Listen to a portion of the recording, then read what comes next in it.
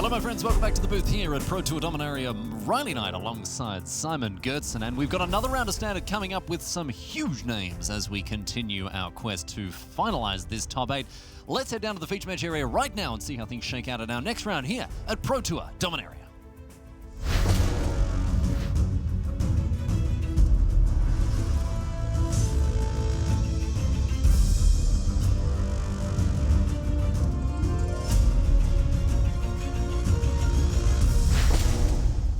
Welcome to the feature match area at Pro Tour Dominaria. You're in the booth with me, Riley Knight, alongside me, the Pro Tour champion, Simon Gertzen, my good friend and colleague. On your screens for this round, ladies and gentlemen, for your viewing pleasure, we have Gregory Orange, the man known as the Citrus Assassin, on white-blue control. He's on Team Hot Sauce Games, and he's playing against Kevin Jones. His opponent here sitting ready to rumble on 10-2-1, facing off against Gregory Orange on 11-2. We'll see how things shake out here. White-blue control, blue-black mid-range. Simon Gertzen, your pick for who's advantaged here as we head in to game number 1. Oh, wow, that's a tough one. I think we're in for a long game, that's for sure. And I said it before, I like Kevin Jones's deck. It looks like somehow a deck built to beat vehicles and control decks. I don't know if that's actually happening all the time, but looking at the control matchup in particular, for Champion of Wits and the main deck Argwell's Bloodfast, that's a lot of cards that Greg Orange might not be able to interact with as nicely as he would like to.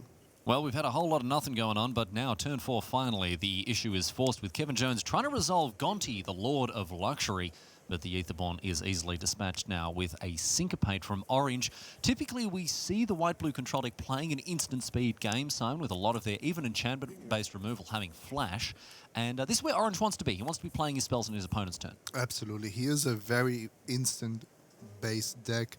Actually, he plays a lot of card draw as well at instant speed. The 2 Search for Azcanta are no surprise.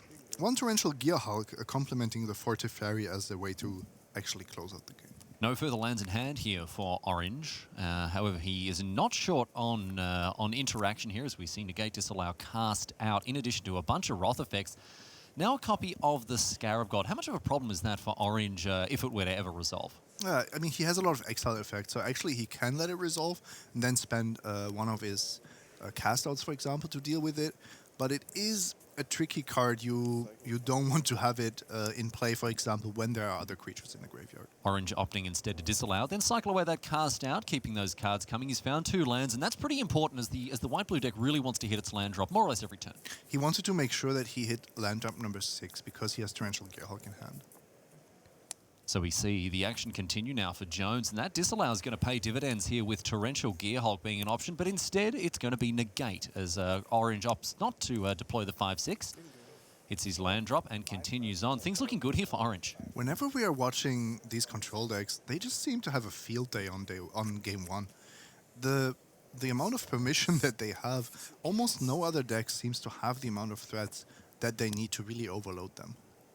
Maybe Kevin Jones' deck is the first deck that does it with the help of Champion of Wits. Champion of Wits, the play here for Jones, going to draw 2, discard 2, and that actually means here that we're seeing a card play that has a pretty built-in weakness there to Goblin Chainwhirler. Pretty key card in, well, I'd say that's a huge understatement. It's an enormous, it's a format-defining card, Simon, the Goblin Chainwhirler, but it looks like Jones is happy enough to be playing an X1 in this format.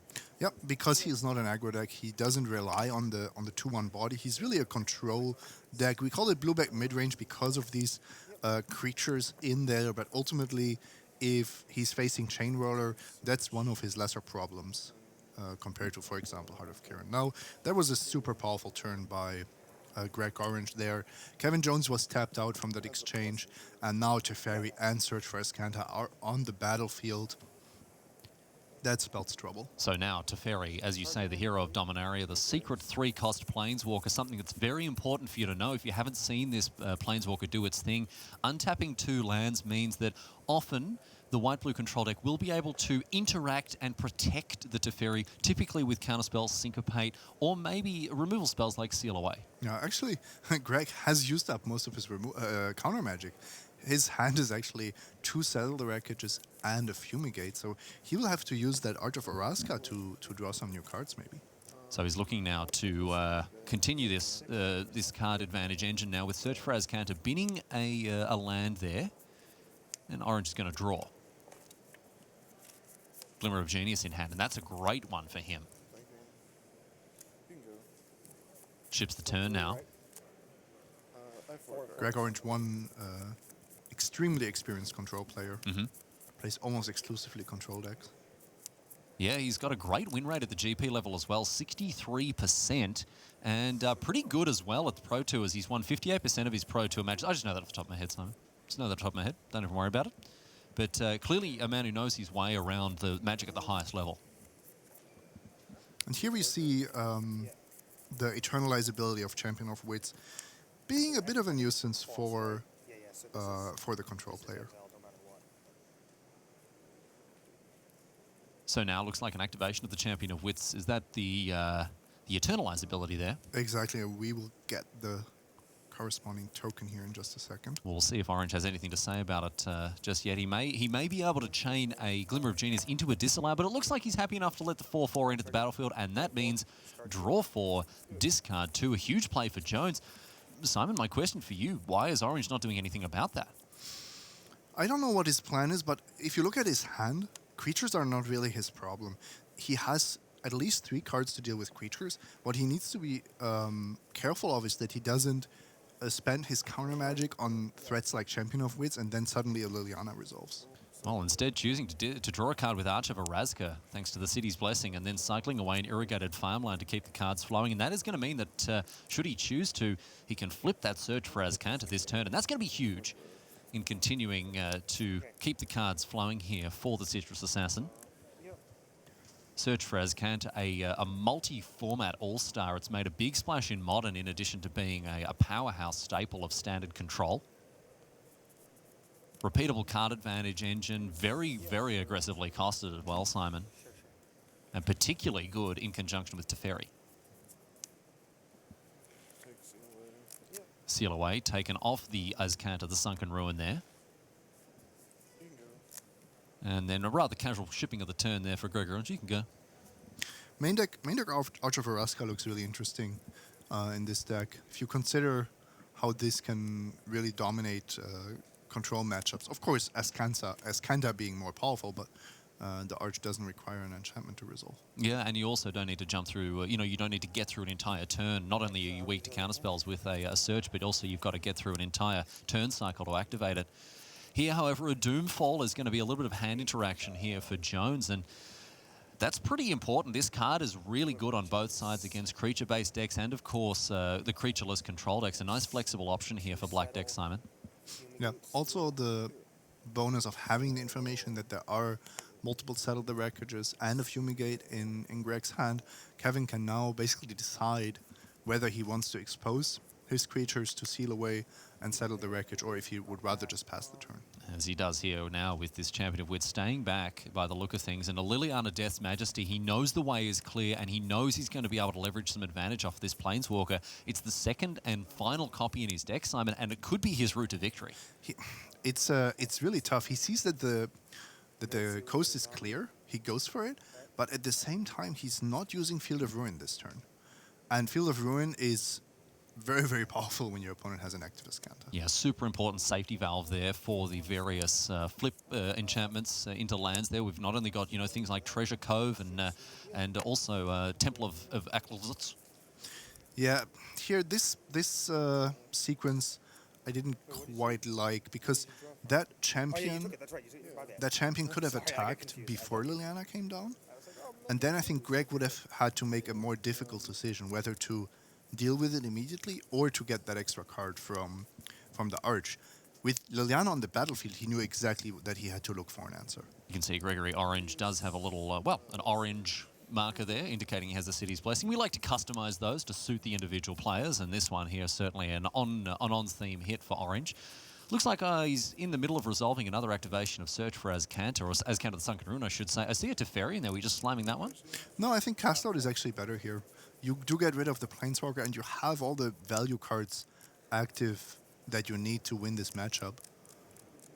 And that's exactly what I mentioned. If Kevin is patient one more turn, maybe he can trick Orange into not activating Arch of Araska, instead using a removal spell on the champion token, and then you Field of Ruins the Escanta before going for Liliana. So back to Jones now, by the look of things.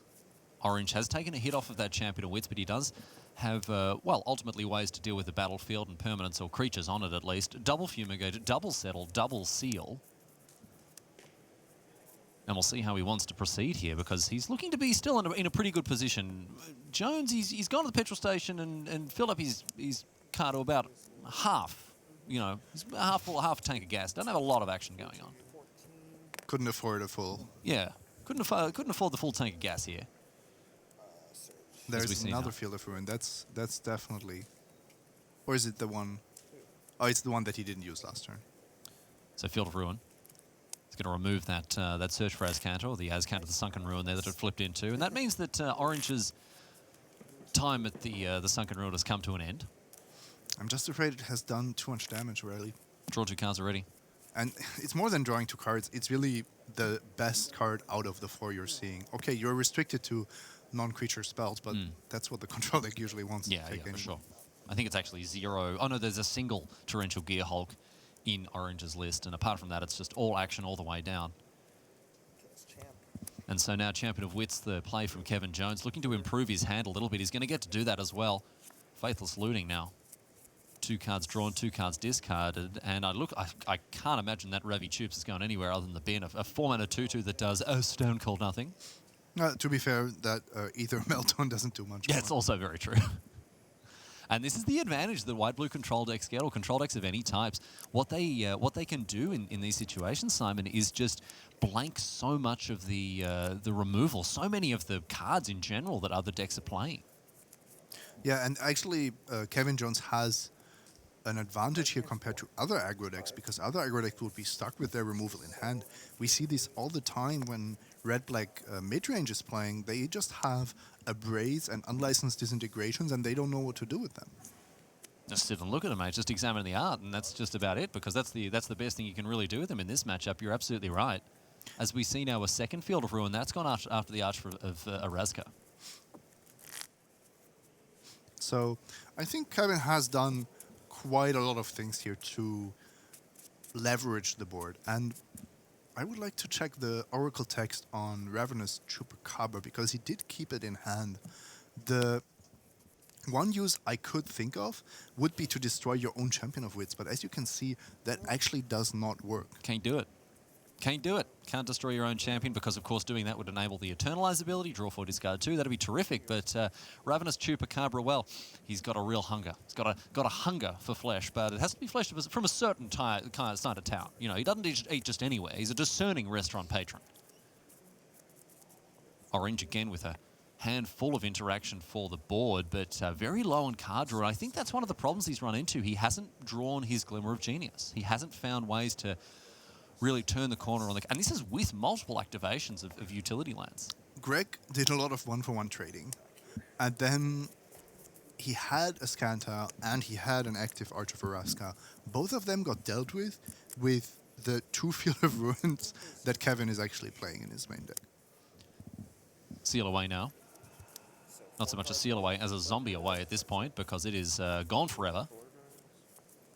Bye forever, says Gregory Orange, as the 2/2 disappears in a puff of logic. And now we have, well, look at that hand. Settles over Fumigates. Or is it Fumigates over Settles? I can never remember. And this is what Kevin is aiming for. Basically, kind of, how do you even describe this? It's like stranding answers in the control deck's hand. Of course, Teferi can never be on this kind of battlefield, otherwise you're just losing. But Orange was forced, if you remember, to take a cast out. Yeah, cast out over the Teferi. Over the Teferi when he activated Escanta. And so, yeah, Kevin Jones, he's flipped the script here. Usually the removal spells are dead cards in the hands of the opponents of control players, but here, Kevin Jones has banged it down, flipped it, and reversed it, and now we have 3 Settle the Wreckages. Kevin Jones is never going to attack ever again. How do you beat the Scarab God if Kevin never attacks with it? This is going to be really, really difficult. Another way to win the game without attacking is a walking ballista. Kevin Jones is navigating this game masterfully, Simon. I have to say, it's such an impressive performance from him here. And look at what's happening next. So we've got a 4-mana path to exile, and Kevin Jones with the response. He actively wants these creatures to go in the graveyard. Yeah, of course. He wants these creatures to hit the bin because of the Scarab God. And this is incredible stuff from Jones, who is using his walking ballista to shoot his own Champion of Wits. What a play. And Orange knows that he's getting played here. He responds with another Settle the Wreckage just to get that creature into exile because he doesn't want to see Kevin draw another 4 cards.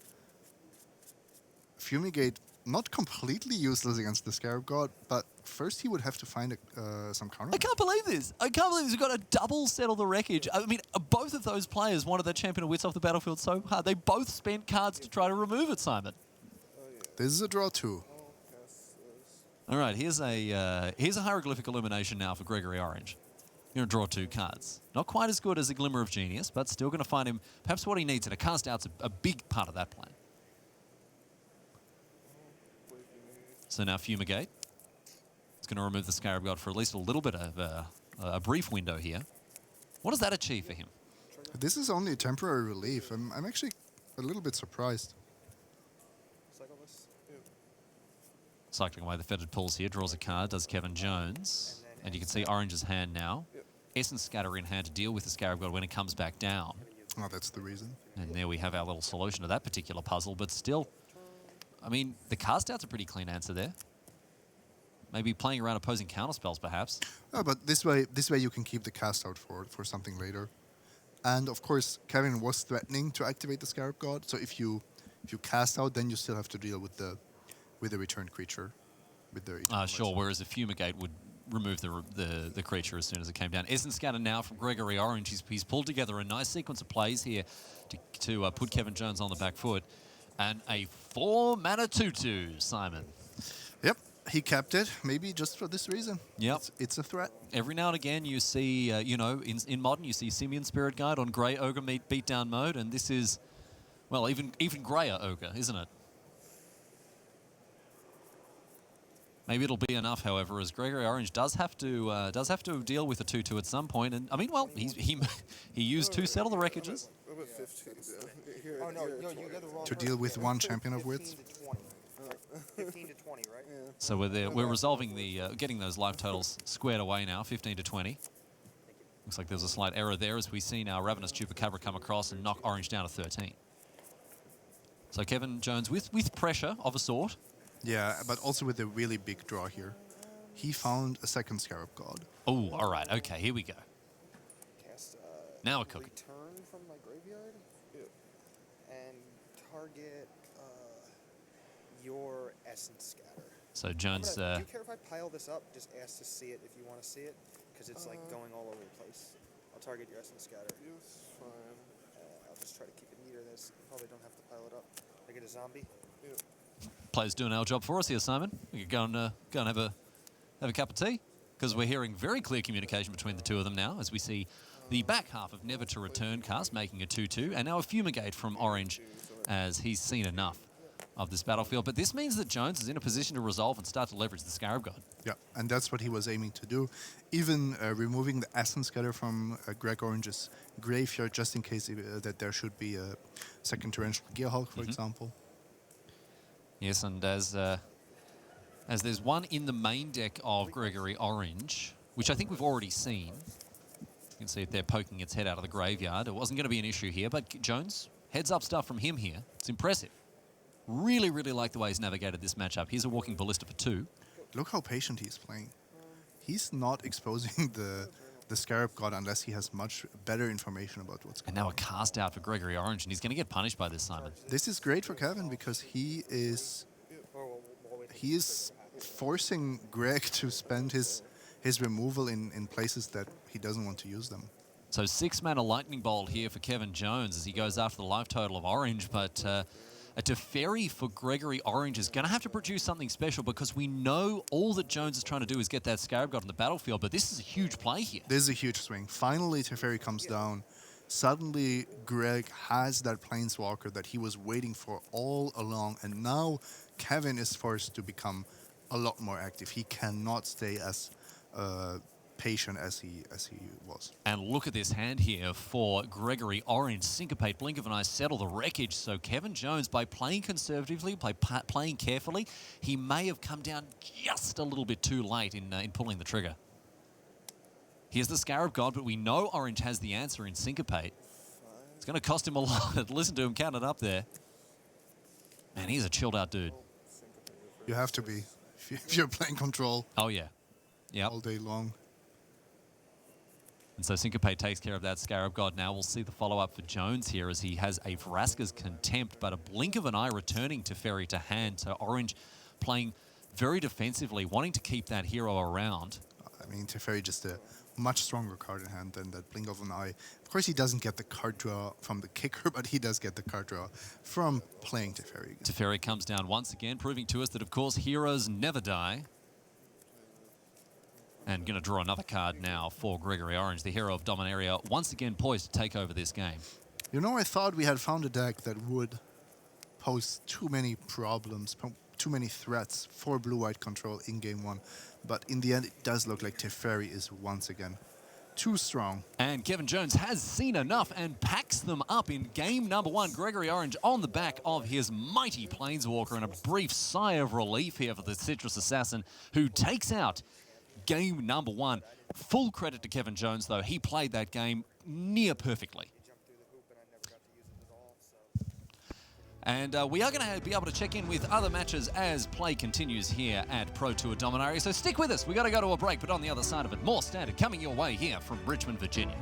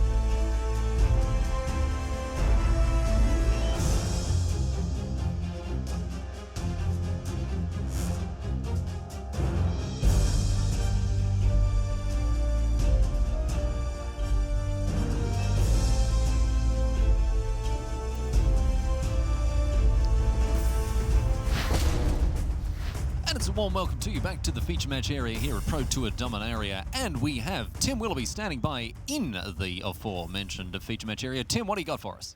Well, I have a whole bunch of updates for you, Riley. First off, we're going to kick things off with the match between Elias Watsfeld and Andrea Mengucci. They started the day both vying for Draft Master. Watsfeld got that, and he also got Mengucci in this match. His black-green deck able to pile out the Verdurous Gear Hulk in the first game pumping Lamorels, in the second game pumping Walking Ballista, but both games able to be enough to take down the red-black deck of Mengucci. Then we had Owen Turtenwald versus Ernest Lim. Turtenwald in game one, very straightforward indeed, able to pile out the 1, 2, 3 drop, nothing coming from Lin, that enough to square up game one. And for Marcio Carvalho's red-black deck against Petter Sahurek's control deck, well, kind of a similar sort of story. A couple of Bomat Couriers got absolutely massive and were able to close out that game one. Looks like we've just had game two completed for Owen Turtenwald and Ernest Lim. They are still working on their sideboard, so I would guess that we're going to a game three there. Plenty more action in our feature match area. Thanks so much for the update, Tim. We'll be in touch, I'm sure, with more of the updates from around the tables. In the meantime, however, we can see exactly how things are shaping up in the feature match area. Looks like our main match is shuffling up, almost ready to go. I mean, this is a slower matchup for sure. You mentioned, Simon, that we were going to see games that had a bit of a slower pace to them just because of the cards that are playing. Is that going to change post-board? Not really, but we might see more extreme games with discard spells taking the control deck's answers away, and then suddenly, for example, a Resolved Scarab God can end the game really, really quickly. And that certainly is going to favour Kevin Jones, as he's the one with the Scarab God as, well, he's playing 3 copies, which is, you know, certainly enough for him to at least play through some early disruption and eventually stick one. But we saw the power of Teferi, the hero of Dominaria, and this card just got it done for Gregory Orange. I think that's very much his plan A here. Yes, absolutely. The Teferi basically made blue-white one of the best decks in the format overnight. And like I said, I respect Kevin Jones's attempt at somehow breaking it by building a blue-black deck that on paper should be good against both vehicle decks and control. But as we saw, he has his work cut out for him. Well, let's have a look now at Kevin Jones and his opening 7. He seems to be having a good old think about it. Looks like his opponent, Gregory Orange, going down to 6. And, I mean, that's not too punishing in this matchup. It's obviously never a great thing to have to mulligan here, but certainly you're not going to be so pressed for cards in a slower matchup. Looks like he's going to keep this 6. Have a look at the top card. That's going below decks, and we are ready to go in game number 2 here at Pro Tour Dominaria between Gregory Orange and Kevin Jones. Both of these players with pretty good records heading into round number 14. As you can see on your screen, 11-2 there for Orange, 10-2-1 for Jones. Still in the conversation for top 8, and a glint sleeve siphon immediately puts Jones on the battlefield. Yeah, one of the reasons why Kevin, despite this being a control mirror of sorts, wants to be on the play are these siphoners. He wants to resolve them before Greg has counter magic up. I love this as well. I love this play here from Orange, negating the duress. A lot of the time, and I mean, we can have a look at what's going on in Orange's hand. He only had double negate and lands, but that's important information to keep hidden. If your opponent is going to duress you and they are going to take a counter spell, just counter the duress every time. Yeah. In this particular case, he would have actually been able to counter the Bloodfast, but at the price of giving away a lot of information. Yeah, and I think still knowing what Gregory Orange knew, 100% the correct line to take. However, this Bloodfast now, it's going to be troubling for Orange, because who is struggling from pressure on both axes, right? Like his opponent is drawing a bunch of cards, getting in for a bunch of damage, and all of a sudden, Orange is well and truly on the back foot. Yeah, I love it. Kevin Jones has a really nice sideboard against these control decks. Just bring in 4 glint sleeve siphoners, and things already look a lot better. He's got quite an interesting creature package in the board here, does Kevin Jones. He's got the glint sleeve siphoners, also 2 copies of Knight of Malice.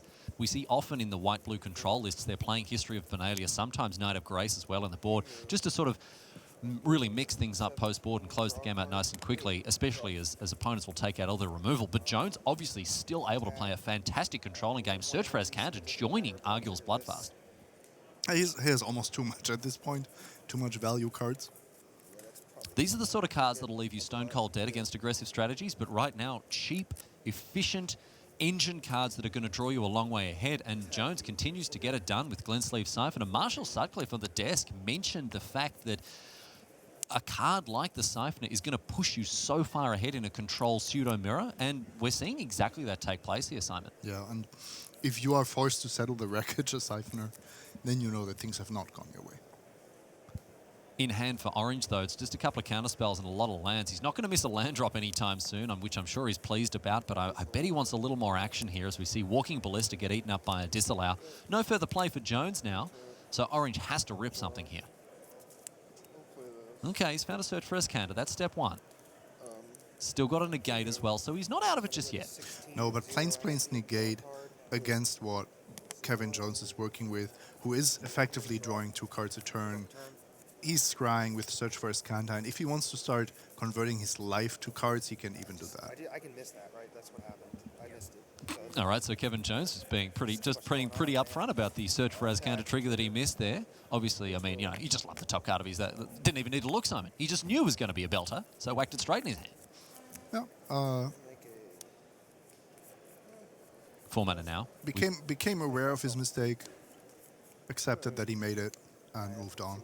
So now Ravenous Chupacabra, once again, very important to note this card is not like something like a Necrotal. It can come in on a battlefield where your opponent has no creatures and still not do any damage, and that's just what it does. Hello, doggy. Here it is. Big draw here by Greg Orange. I believe that was a Torrential Gearhulk. Ooh, all right, okay. That's going to open up some options with that disallow on the bin here. Stack it with this trigger on the stack and then this on top of it, so I'll scry before I do this, and then so I'm going to scry and then I'm going to lose. Now Kevin, very careful with his triggers. And I have to say, I mentioned this before, and you know, again, I'm going to give props here to Kevin Jones for some really ruthlessly clear communication. And this is not something we see enough of with Magic at any level, in my opinion, Simon. Even the pros, the best in the world playing here at the highest stage, some of them could still learn something from Kevin Jones about how to communicate clearly with an opponent. Really good to see now as we see a Champion of Wits coming down, and Jones is really committing heavily to this battlefield. Yeah, he's pulling quite far ahead. Maybe he's also expecting Orange to have taken out some of his mass removal. Maybe some of the fumigates or settle the wreckages, because it's not really what Orange wants to draw in this kind of matchup. So Kevin Jones offering this Ravenous Chupacabra up at the altar of the Torrential Gearhulk. Of course, the Siphoner with Menace can't be single blocked. This resolved, right? Yeah. And so now we're going to see Orange. Well, he's just going to take it by the look of things, Simon. I think it's more important that he has either negate or disallow available for another threat by Jones, but the problem is he's kind of dying to what's on the battlefield right now. Orange indicates the Search for Escanter is going to put an irrigated farmland in the bin and draws another land here, Simon. Can't catch a break. Well, he did mulligan. He did not really trade his counter magic very effectively. I think that's the main problem. Jones resolved the scariest cards, so you countering, for example, that Walking Ballista was not all that important.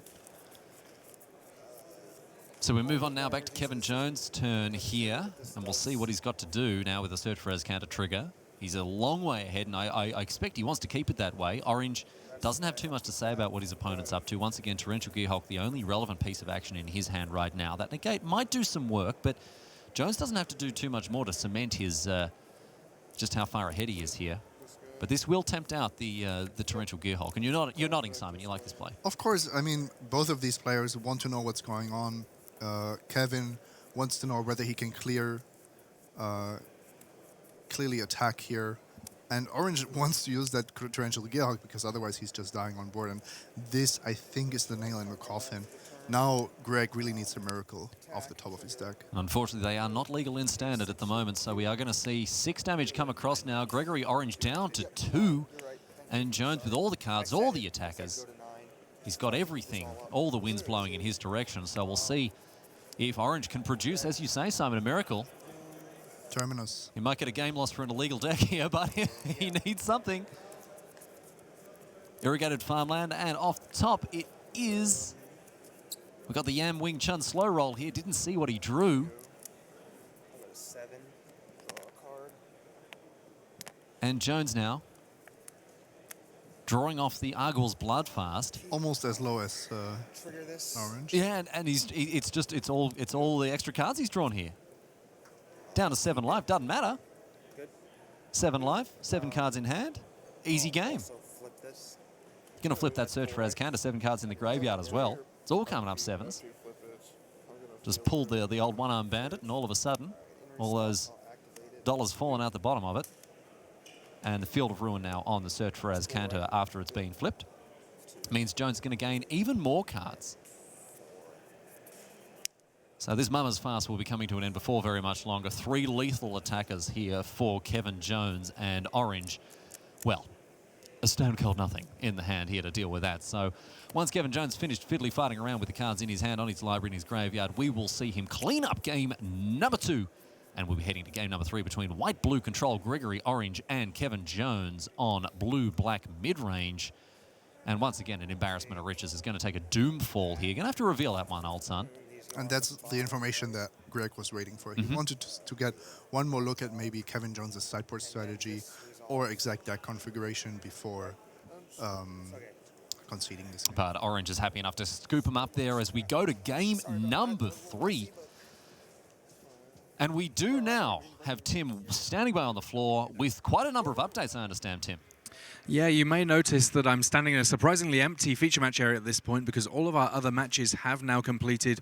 We already heard about how Elias Watsfeld was able to win 2-0 over Andrea Mengucci, but we've got a few more results to give in. So first up, Marcio Carvalho, he up against Petr Sahuric. Game 1, he'd won with those big Bomat Couriers, potential to draw lots of cards there. And in game 2, well, not the best draw from Petr Sahuric. He was a little bit light on land for a little bit too long, and that meant that by the time he was able to get much going on Marcio's side of the board, he had the likes of Siege Gang Commander, he had Chandra going on, and ultimately, somehow or other, it was the red-black deck that felt like it was getting into Value Town. He advances 2-0, so his record is now a whopping 11-3. On the other side of things, we had a whole bevy of Ultimate Guard players sat on the balcony trying to get as much as they could see of what was going on between Owen Turtenwald and one of our overnight undefeated players, Ernest Lim. Turtenwald won game 1 very straightforwardly, but had to bounce back after Lim was able to pick up the second game. Lim stabilizing with Teferi there. In the third game, though, it was a little bit closer to the first than the second, if anything. It was Owen able to get the early jump on things with creatures on the board before Lim could really get stabilized, and that meant that the amount of damage that Owen had to deal in the later stage of the game, very achievable for this black-red deck. So Owen Turtenwald winning 2-1, Marcio Carvalho winning 2-0, Elias Watsfeld winning 2-0, and we've just got one match left in the feature match area. Thanks so much, Tim. We will be checking in with that match as soon as these players are shuffled, sideboarded, and ready to go. So congratulations to Turtenwald, the O-Rat, getting up against his opponent there. And it's good to see Elias Watsfeld as well of Sweden. Simon, he recently locked up the Draft Master slot at the forthcoming World Championship. So it's going to be good to see the Swede getting it done with the best in the world. I'm looking forward to that. He is an extremely talented player, maybe not as refined as some of the old school pros we see, but always a smile on his face. Works also quite hard for his success, to be fair, and especially in a great dude as well. Oh, absolutely. Yeah, a really, really friendly fellow. Always got a smile on his face. As you say, not so refined. You know, sometimes he's got crumbs around his food. He hasn't, from his mouth, he hasn't sort of wiped it off with a napkin. But no, all jokes aside, a very deserving winner of that particular race because, you know, coming into this, it wasn't clear. The race for Draft Master, the race for Construct Master, there were a lot of moving parts, but Watsfeld, he kept his wits about him and he's been rewarded. So congratulations, very well done indeed to Elias.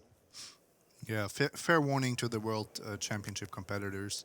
It's easy to underestimate him. Oh, yeah. Because he doesn't look scary, but he knows how to play these magic cards. The Smiling Assassin. And from the Smiling Assassin now to the Citrus Assassin in Gregory Orange. He's facing off against Kevin Jones here at 1-1. These guys playing now to keep that dream of a top 8 well and truly not just alive, but I guess, you know, be strong contenders for that cut to top 8 here at Pro Tour Dominaria. You're in the booth with me, Riley Knight, joined by me, the Pro Tour champion. It is Simon Gertzen. It is great to have you this weekend as we continue to dig deeper into this standard format.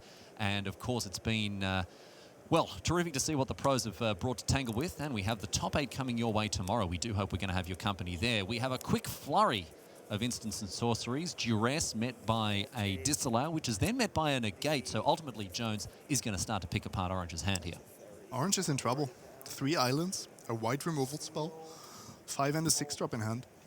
Kevin, I believe, is also not deploying any more lands, but he has the disruption to tear through that. Yeah, and he's also got some cheap creatures that he can continue to leverage here as he wants to pull further ahead. He's got a Champion of Wits in order to smooth out those draws. Maybe bin a value card like Never to Return. You know, it's not always what you want to do, but sometimes you know, needs must. And if Kevin Jones can continue to hit his land drops as he does here, he's in a good position. Yeah, a really interesting spot here. Greg top decks the planes, which is of course great for him, but Kevin knows the exact contents of its hand. This is... So it's really nice cat and mouse game here. Yeah, this is not looking good for Gregory Orange. We may be seeing a little bit of rewriting of history here. The glorious revolution of 1689 may not be coming to the Orange dynasty here, because Kevin Jones is doing everything he can to prevent that from taking place. And Champion of Wits is the next piece of this particular puzzle here, Simon. Yep, still with a full hand. Even if a Teferi should resolve, he has ways to deal with it. Of course, currently he doesn't have to be afraid of much. Maybe the scariest card that Orange can draw is actually a draw 2, because that would allow him to pull ahead and maybe find lands and further threats. And that's step one, right? That's step one if there's going to be a sort of a comeback, John Farnham comeback tour here, because with 2 Teferis down, I bet Orange is looking, he's like, yeah, I can beat a Duress. No worries, I can beat a Duress. He's boarding in a ton of them, whatever. I've got a second Teferi, and that'll be where the floor hits the pedal hits the metal. But right now, Jones now with a search for his canter, and he's continuing to just hit his strap, Simon. And he has already 5 cards in the graveyard, thanks to that Champion of Wit. So this deck is performing beautifully in the post-sideboarded games. Orange now, his hand, Torrential Gear Hulk, Nether Hull, Primal Tide, and double Seal Away. So he's going to at least have a little bit of removal, but a 6-drop and a 7-drop when you're stuck on 4 lands? Ghoul.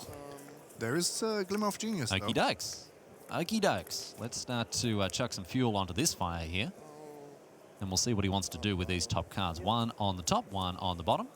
Going to find a Glacial Fortress and an Island. This is better stuff here from Gregory Orange. The easiest way to lose a control mirror is to stop playing lands.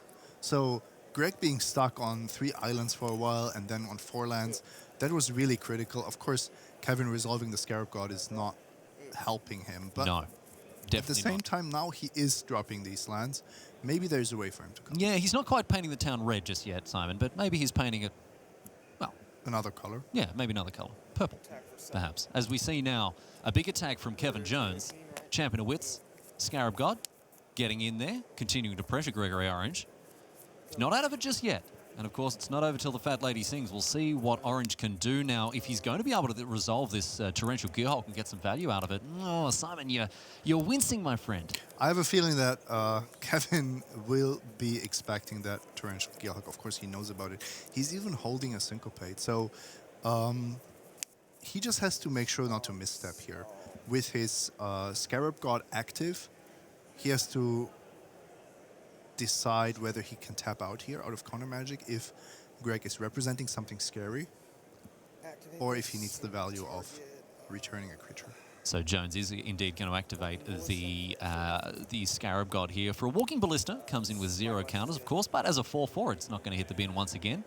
And then Sorcerer's Spyglass revealing Vraska's Contempt, Walking Ballista, and that's a copy of Syncopate. For those of you who aren't familiar with its first ever printing, that is what the card when it first joined us looked like. From Odyssey.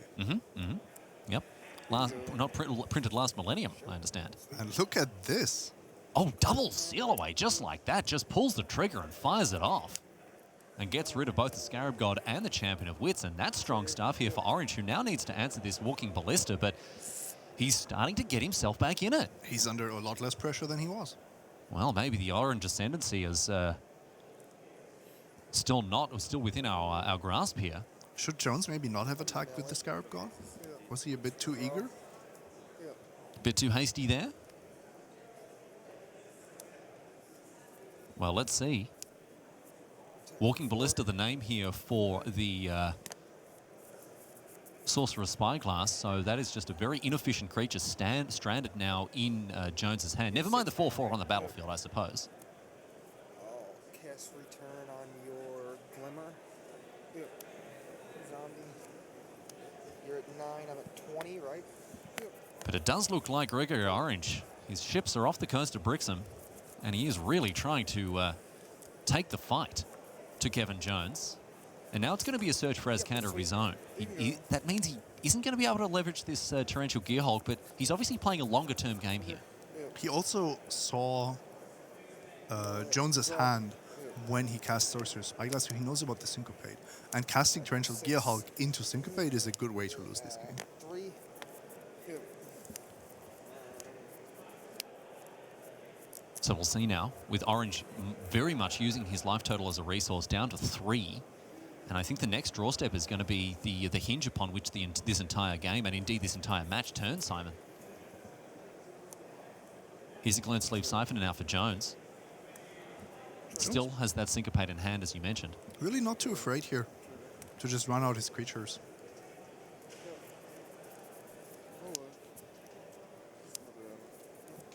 Hieroglyphic Illumination goes straight to the bin. Here is now a Plains, so 7 lands for Orange, but this means that both the 6 and 7 drop are still vulnerable to that Syncopate. And that's it. And it's going to be enough now for Kevin Jones to take it out uncontested in game number 3. So Orange, after picking up game number 1, he really didn't look to be in game number 2 in a meaningful way. And I have to say, a very, very hard-fought battle in the third game. But Simon, the game broke on the back of that duress, followed up by that Doomfall. Yep. Finally, a deck that can really say pre-board, I'm already able to beat blue-black. After sideboard, blue-white, sorry. After sideboard, I'm really favored. I think that the really important conversation here is about 2 sideboard cards in particular. It's Negate and Duress. And these cards, if you're expecting to play against blue decks post-board, if you're playing black or blue, play some of them, play all of them, whatever. But just get ready to hustle and bustle against non-creature permanents and you'll get the job done. And play enough of them, because only Duress is often not enough. Yeah, we'll see how things go now as we continue our exploration of Standard. But right now, we've got to go to a break. Stick around, everyone. On the other side of this, more Magic coming your way from Richmond, Virginia at Pro Tour Dominaria. Up your game with Ultra Pro Magic the Gathering accessories. Find the best Magic art on card sleeves, deck boxes, playmats, and more. Visit ultrapro.com to learn more and find a retailer near you.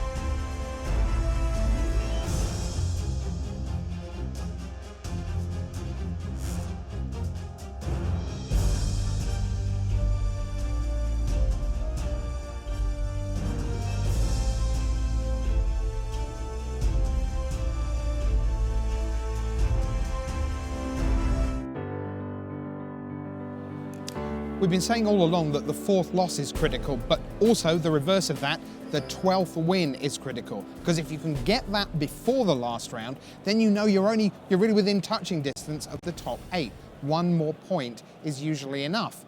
But to do that, if you're at 12 and 2, for example, you have to find someone who needs that point as much as you do. And what often happens is that the 12 and 2s are paired down against people they haven't played yet, and the 11 and 3s, of course, they have to keep playing and keep winning. So 12 and 2 just means you could get a chance to draw with someone.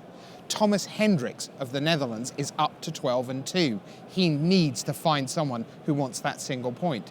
Owen Turtenwald is up to 12 and 2. He needs to find someone who needs that single point. Now, if they'd already played, no chance they'd get paired again. They'd both get paired down. We believe they will be paired next round, which means, by our reckoning, unless something very unusual happens, like they insist on playing and trying to knock each other out, has happened, Thomas Hendricks and Owen Turtenwald are in to the top 8 of Pro Tour Dominaria. Fantastic achievement. Number 2 for Hendricks, number 5 for the Hall of Famer Owen Turtenwald. Fantastic job by them. We'll keep in touch with the pairings, make sure that that is what happens, but we anticipate that Owen Turtenwald and Thomas Hendricks will sit down in round 13 and shake, in the last penultimate round here, shake hands and be in to the top 8. Brilliant job. So down on the floor, it's interview time. Brian David Marshall with someone who isn't quite at 12 and 2, but is still in the hunt for one of those top 8 appearances. Brian. Thanks, Rich. I'm here with Kevin Jones, former U.S. national team member, standout on the Star City Tour, but doing really well at this Pro Tour. What's your best finish at a Pro Tour? Well, this one, I guess. I don't want to be presumptuous, but I've never day 2'd before. This is my 4th one, and I made day 2, so I'm really happy. 11-2-1, and very much within sight of the top 8. But you know, when you got past this round, you were actually thinking about something else. You said, "Well, this record means it means I get to play in the next Pro Tour," which is really cool because I had a lot of fun today. But yeah, no, I was silver last year because I won a Grand Prix in 2017 in the summer, so that helped me get silver last year. But this year I didn't really play many tournaments, so I needed to do well at this to have a chance at the last Pro Tour and to have a level for next year. Or a chance at a level for next year. So we did pretty well so far, so I'm pretty happy about it. Now, we watched you play on camera. You were playing against Greg Orange. Greg, obviously a very well-known control player. He's playing blue-white control.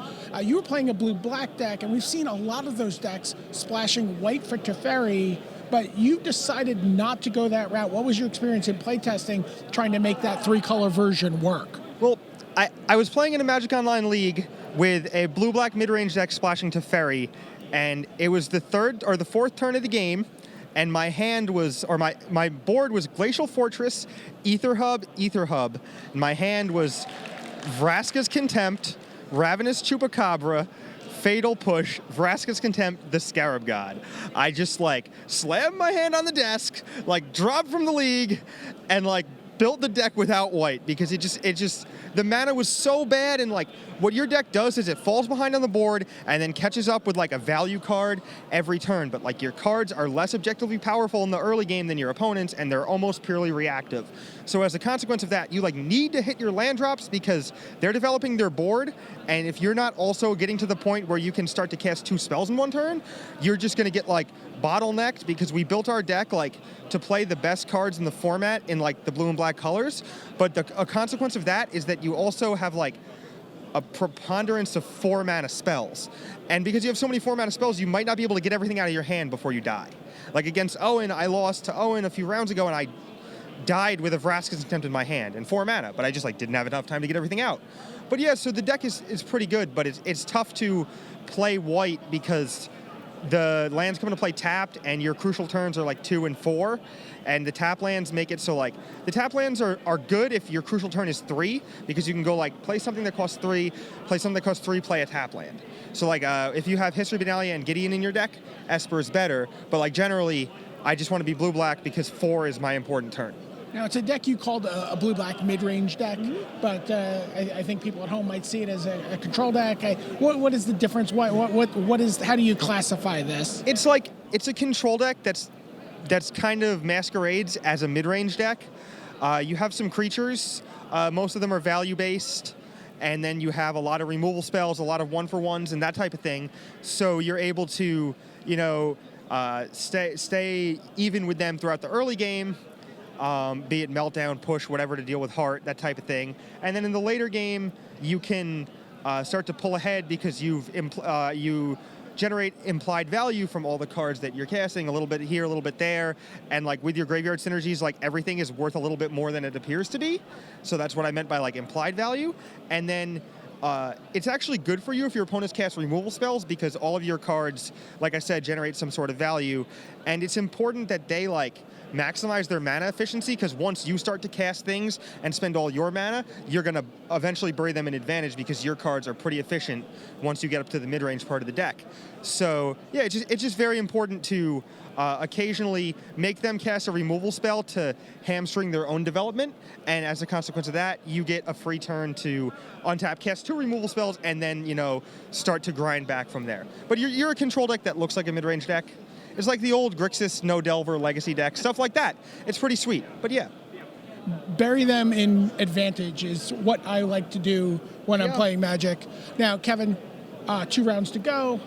1-1 over the next 2 rounds would get you into the top 8. Mm-hmm. You've been playing Magic for a long time. What would a top 8 mean for you in terms of where you are in your Magic career at this point? Well, it would be like an actualization of a lot of energy that has been burned on doing this for a very long time. I mean, I remember you from way back in the day in the New York scene and stuff. So, yeah, I mean, it would be validation for like, most of my adult life and a lot of my adolescence of work, and that would feel great. But like, honestly, I got a lot of people who support me, fiance and family and stuff, who watch and care and all that. So it would also like make the time I spend away from like the people I care about really like feel like it was worth it, I guess, So it's a lot of things, but we're gonna go 1 round at a time. I don't even want to think about that yet. Absolutely. 2 rounds to go here. Kevin Jones, good luck. Have fun the rest of the way. Yeah, of course. We'll check back in with you and see how it goes. Yeah, of course, he says, like it's the most obvious thing in the world that with thousands and thousands of dollars on the line, you would just continue to have fun. He is a great guy, Kevin Jones, and we're great to see him in the thick of things for the top 8. Just to fill you in on Hendricks and Turtenwald, as predicted, pairings are coming in. They do face each other the next round, and that means that they can ID, should they choose, intentionally draw to get a point each to guarantee their slot in the top 8. Meanwhile, it's deck tech time across the studio. We're going back to Brazil, one of our favorite players, a real ambassador, a giant of the game, Hall of Famer.